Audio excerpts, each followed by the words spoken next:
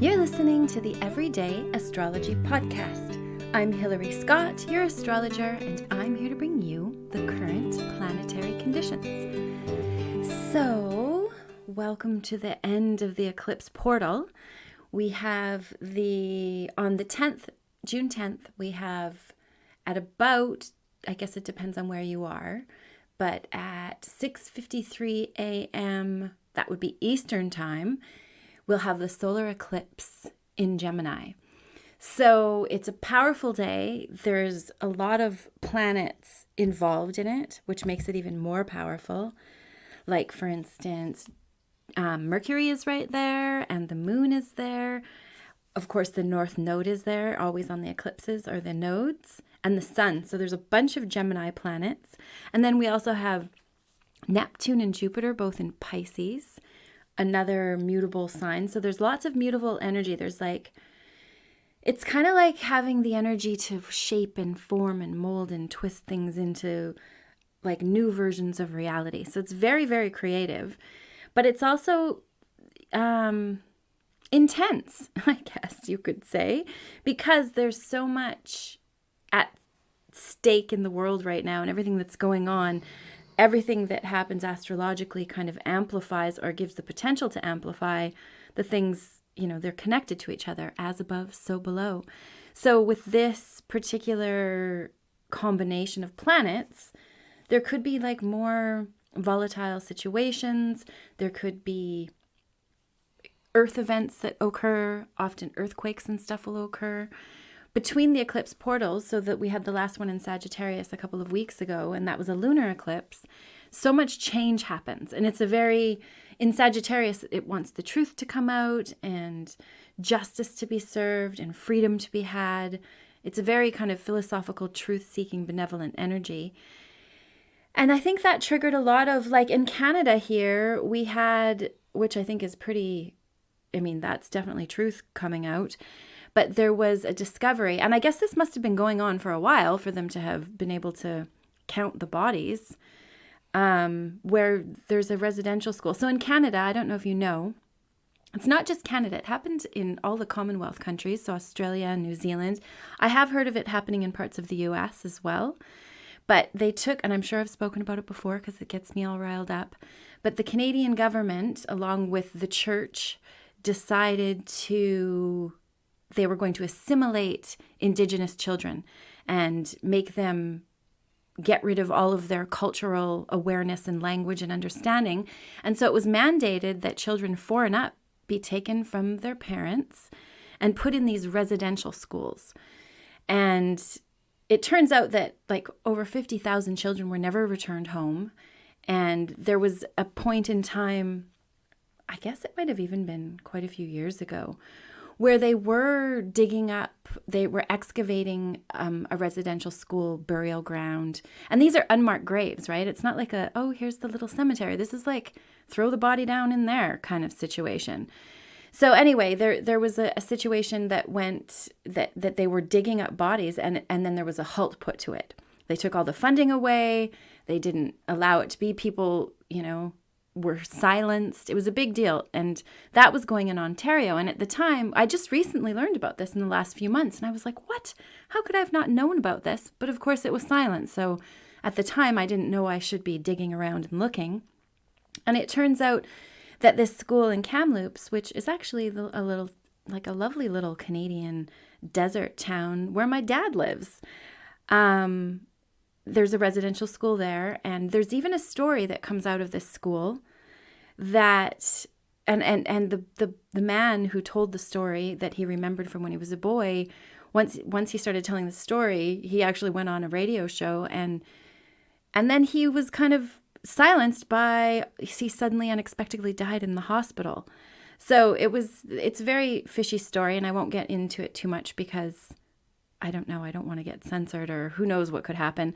But it relates to the monarchy of England and his story, which if you dig around, that they came for a little visit and people went for a picnic and 10 children were taken and never returned. So that was a story, and there was, people that confirmed it.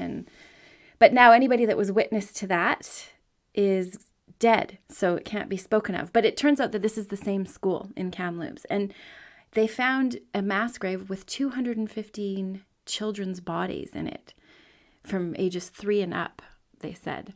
So it's really, when I did the research a few months ago, what was shut down was that they knew that there was mass graves, 28 such sites.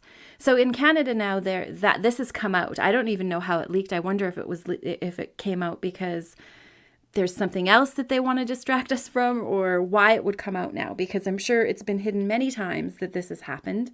So why now? And I thought, well, it is the eclipse. It is the true, like the portal of truth with the Sagittarian energy. So, but I find it interesting because it's all over the news, and it's kind of like the Black Lives Matters thing, where now it's like the Indigenous Lives Matter, and it's like a similar kind of thing. But they're not talking about the fact that there's, 50,000 children missing that never went home, and they've just found only 200 of those. So I wonder what will happen when they start digging up, the 28 other sites that they know of, that there's witnesses that spoke about bodies being buried there.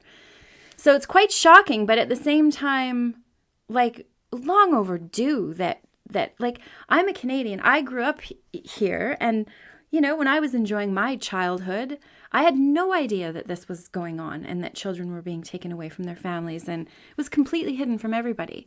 So I think the fact that it's like out. The one thing I find distressing, though, is that they talk about, it was very traumatic, but I feel like the word trauma actually is really glossing over the horrendous, there's evidence of ritual sacrifice, and maybe that's how 50,000 children never got home. There's like all kinds of really deep, horrendous, they were starved, they were frozen, they were experimented on, these little children. They were sold and given to families that wanted them for $10. Like crazy, crazy, terrible things occurred. So I feel like it's out, but it's at the same time still being glossed over somehow. Like it's not, people don't really realize the horrendousness of what our Canadian government and the church and the monarchy all had to do with this. So anywho, that is something that came out this week that I thought was a great example of the Sagittarian rising of the truth. And also there's been leaks of Fauci's emails and how they contained information that links him to funding studies and research on coronaviruses in Wuhan. All kinds of stuff is coming out. So keep your ears open, because now the truth is being set free.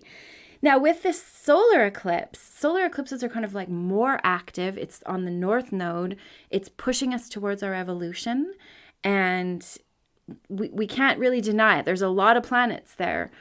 The thing that can be tricky, though, is it's very like mind-centric. It's like a very mercurial, that's the ruler of the eclipse is Mercury. It's a Gemini new moon.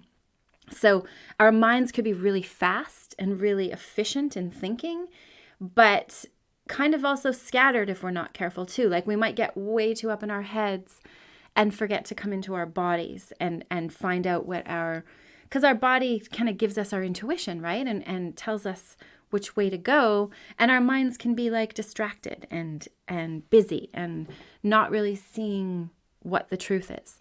So interestingly is that Neptune will be connected to this new moon, squaring it. So it's kind of like Neptune really is like, has to do a lot with our intuition, our spiritual ability, our spiritual awareness, what's kind of going on in the other realms. It's very non-thinking. It very much reacts from feeling.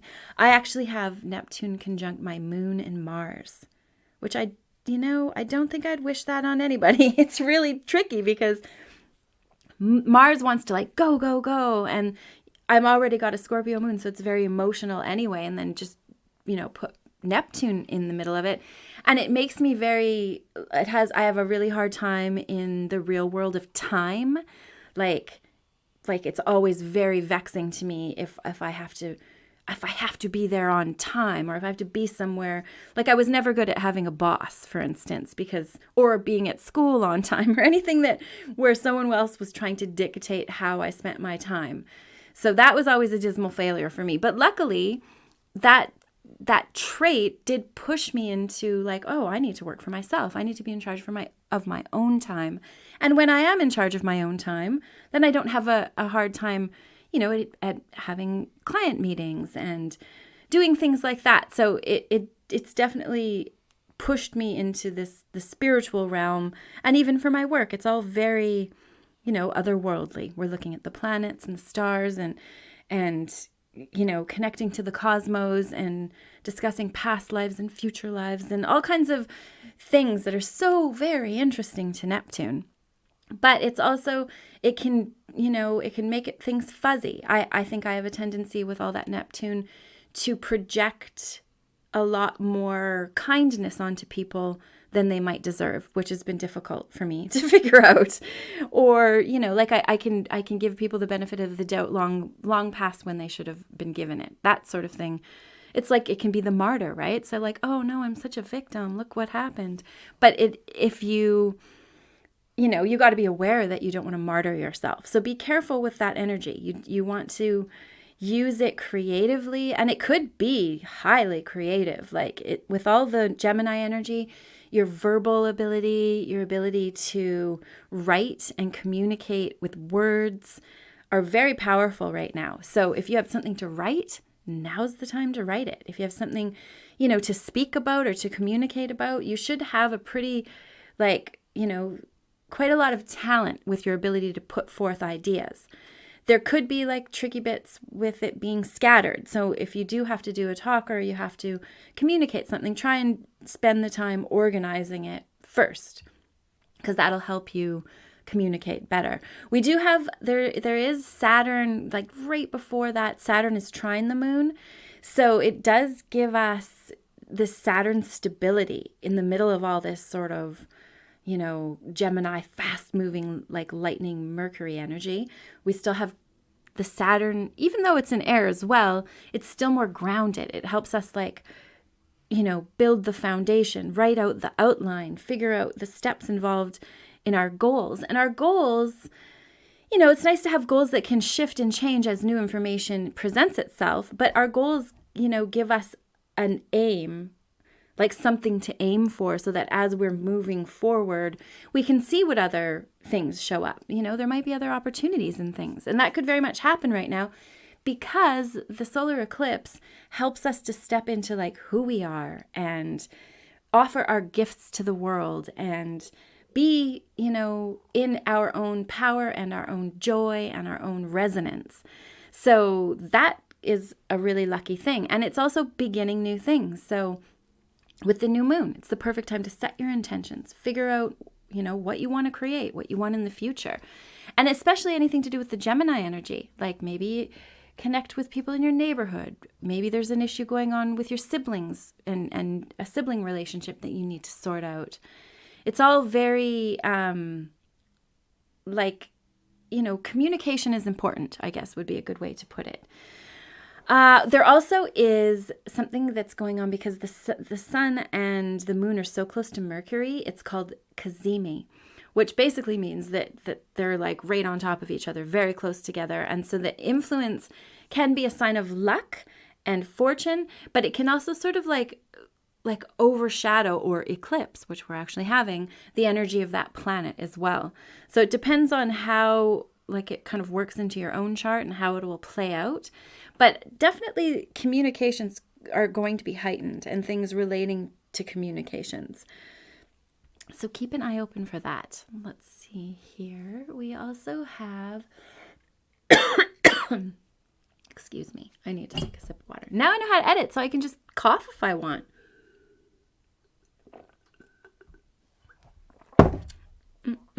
Okay. Also tied into this moon, we've got the Neptune coming in there. Be careful that you don't, understand that you might not have all of the pieces of the puzzle. And probably you don't, especially with Neptune there. So if you can just sort of hold off on any major decision making and be more mindful and observe what's going on, rest. You really need to rest. Everybody needs to rest right now. There's so much energy coming at us, so much like even like planetary energy connecting to us, that we really do need to make sure that we're mindful of our movements so we don't get into accidents. Make sure that we are careful with our lungs, because that's another thing that Gemini rules, the lungs. Also the hands and the arms, like reaching out to get what you want, reaching out to the world. So any area like that, there's sensitivities in those areas. So make sure that you take care of yourself. Also the lungs, like if you have any issues with your lungs, stay away from gluten and sugar and all that like gums up your system with mucus, which obviously gathers in the lungs. So this would be a good time to like cleanse that and cut out all that crap that causes extra mucus in the body, because you don't, lungs, none of your body really is happy being filled with mucus. So you'll feel so much better if you do that. What else do we've got here? So after, I guess we've got the solar eclipse. It's really great like the day after, when we have Mars moving into Leo, and there's also a lovely trine between the moon and Jupiter that day too. The day after is a really good day to like set the intentions down on paper. You know, they might change. They don't have to be the same, but you want to write it out because you need the goals. You need like the signposts so that you can keep yourself focused on what you want to create in your life. And hopefully that's what you're dealing with, is like, what stage do I want to do next? Which kind of project or relationship, or what do you need? What does your life need to be more well-rounded and joyful and fulfilling to you? Because sometimes, we make decisions because our ego likes it, or other people around us are encouraging us to do it because they think it's a good idea, like parents for children. And sometimes those decisions are just way far off who you really are. And finding your way back from that can be really tricky. So going into your body and seeing if the direction, like breathing deeply and settling and maybe getting your feet on the earth really helps us to connect with what the truth is. And the truth will show up in your body. You'll feel joyful. You'll get a stomach ache, or you'll get a headache, or there's some signal that you'll get in your body. I remember when I was first dating my lovely hubby, and he is a mountain biker, and I'm like, I'm going to mountain bike with him because, we're going to do stuff together. And so I had never mountain biked. I don't know what I was thinking, that I could just do that. Like, I don't think I was thinking. This clearly wasn't thinking. But when I lived in Japan, I rode my bike everywhere. I'd like ride my bike to the train station. I had a bike in the city that I would ride to my job in the city. So I was comfortable on bikes, I guess. But mountain biking and riding your bike in the city to get places is a completely different thing. So I was going to do it though. He had me all geared up, and I had a friend's bike, and I had like helmet and all the stuff that you wear, and there was like 4 other people with us that all knew how to mountain bike, and they're like at the head of a trail, and then they like head down this hill into the woods. I'm like the last person to go, and I'm about to go, like, I'm like, what the hell? Like, I felt filled with fear, but I was going to do it anyway, I guess. And then all of a sudden, my hubby looks back at me, and he's like, are you coming? And I just burst into tears. I was like, I had tears rolling down my face, and I'm like, I can't do it. Like, it was like if my body hadn't have like made me cry, I might have just forced myself to do it. I was like so in my mind about it that like I was overriding my own intuition with my mind about what I wanted to do. So my like bursting into tears was the last thing I wanted to do with the mountain bikers, right? But he's like, what are you doing? You can't do this, can you? I'm like, no, I cannot do this. So that was it. I didn't mountain bike with everybody that day, but I also didn't break any of my bones. So that's kind of exciting. But that's the thing. You want to like, what is your body saying? And the Neptunian energy should help you get into your body and be able to like sense, even just like lying on your back looking at the stars, or like watching the clouds float by, or the bees in the flowers are super busy right now. And they're like so adorable doing their thing. Like whatever you can do to like drop into the moment and see what's around you, and not just in your thought world, but in your like immediate present will help you be able to make clearer decisions with the stuff that's going on around this solar eclipse. So coming up, right after that we have Mars moving into Leo, which it's going to be so much happier in Leo than it was in Cancer, because Cancer is very dampening for Mars. It's like a fiery energy, right? It doesn't want to be like stuck at home and worried about family and all those sort of like Cancerian type things. It wants to be out in the world, doing its thing, going where it wants to go, moving as fast as it wants. So anybody with Leo will get a big burst from this, a big like push of probably like energy and confidence, and it could trigger like being short-tempered. That can happen with Mars, and Leo's a fire sign as well. So there could be like a short-tempered, like a short-tempered energy. You might feel like irritable and get pissed off super easily. So be careful with that.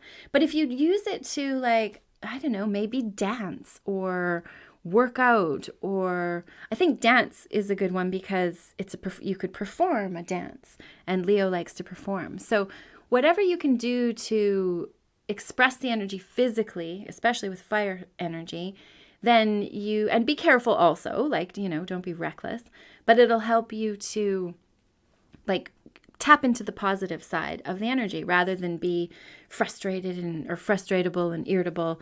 You'll be able to be like calm and enjoy the energy and enjoy the extra oomph that you have, which is pretty cool. Sunday, the moon will be in Leo conjunct Mars. That's the 13th. But we also have Venus trining Uranus and connecting to Saturn and opposite Pluto.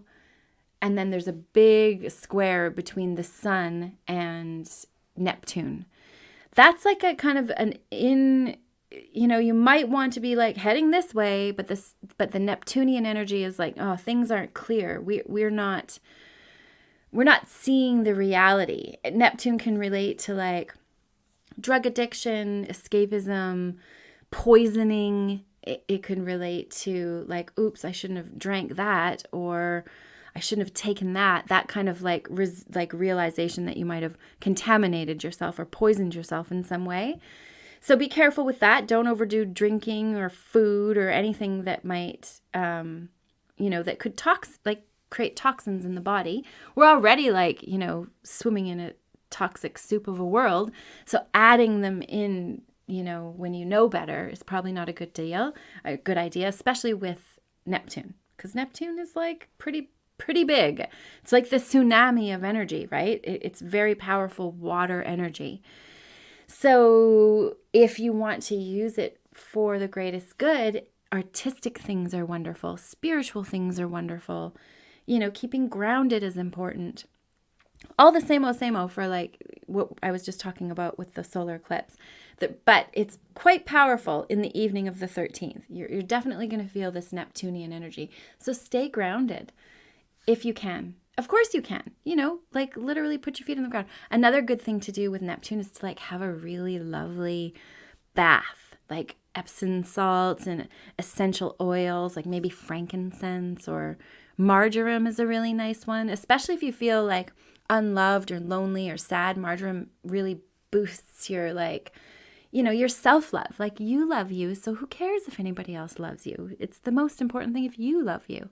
So it kind of helps you get rid of any negative self-talk and bring in the loving, self-accepting kind of feelings that can help you create lovely, wonderful futures where you feel so good about yourself and your life and things. There is that day, though, Pluto will be also opposite the moon. So that intensity is there. Like we're going deep. We're going to understand. We're going to figure it out more. We're going to find out where the bodies are buried, which is a classic sort of Neptunian, or not Neptunian, a Pluto thing. So Pluto's at play here. So maybe more information will come. Maybe they will decide, like in Canada, they'll announce that they're going to excavate all the other sites that they know of. That would be great. And also like probably horrific when they find what they find. So it'll be a big blow, I think, to Canada.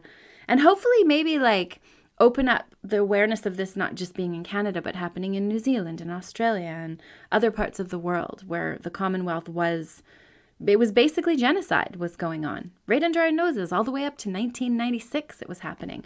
And I'm sure it's happening today in other ways as well. So that's the sort of energy with Pluto in the mix. Like stuff needs to come up. And Venus and is sextile Uranus on the 13th too. So there's like a harmony about it. Like, okay, we're working together. Like the information may be shocking and sudden, but I get it and it's for the greater good and I'm going to run with it. It doesn't have to be, I mean, using the buried children is pretty big, you know, obviously the most like extreme example. It could be much more simple than those sorts of things. It's also a really good day to plant your flowers. Do you got a garden to plant? Do you have, you know, things you need to work with? Anything to do with gardening is very supported on that day. And then we also have a square, like the actual, one of the squares of the big energy between Saturn squaring Uranus. That's a big day too on the 14th. It's very, what is it? It's like freedom versus control, that same fight that we're experiencing, like the need for freedom, and then Saturn is coming on, no, like this is the rule and this is the rule and this is the rule. So there's a fight about it. It's not going down, it's not happening easily. And that is on the 14th. I think there's just one more of those exact connections happening at the end of the year, and then we'll move through. I mean, at the end of the year we'll be through it. But it's a big deal. It's like a, you know, it's shrouding our whole year in this like fight between freedom and liberation and like, you know, the new way, and we're going to do it this way, and here are the rules and you better follow them. So make sure that you are aware of that energy because you might be triggered by it. I know in Canada they started announcing in one of the provinces that people who were fully injected with both of the doses would now be given special privileges. They called them vaccine privileges. So you wouldn't have to quarantine if you were in contact with somebody. You wouldn't have to, you were allowed to like go between provinces without coming back and being quarantined. So they have all these little, I swear they just brought in all the rules in the first place just so that they could have something to, you know, give back to people when, you know, they complied and did what the government is, you know, trying to get everyone to do. So I thought that was interesting because that's, everybody's been talking about that there was going to be special passports issued to, you know. I hope that gets fought because it's, you know, obviously unfair, but we'll see. We'll see how it all comes out. And there's a lot coming out right now. So I hope that you are able to use this solar eclipse energy to, you know, see really the thoughts you're thinking and how they are helping you create the reality you want to create or hindering you from creating that reality, and being willing to change because there's so much mutable energy right now. Whatever you need to do to change should come pretty easily. And also stay in your body, stay grounded because your mind is going to be like really going super fast. Lots of super fast ideas and abilities and things to communicate. So capture them, write them, speak them, however you need to capture them. So that is it for this week. Thank you so much for listening, and many blessings and much good fortune to you to this solar eclipse in Gemini.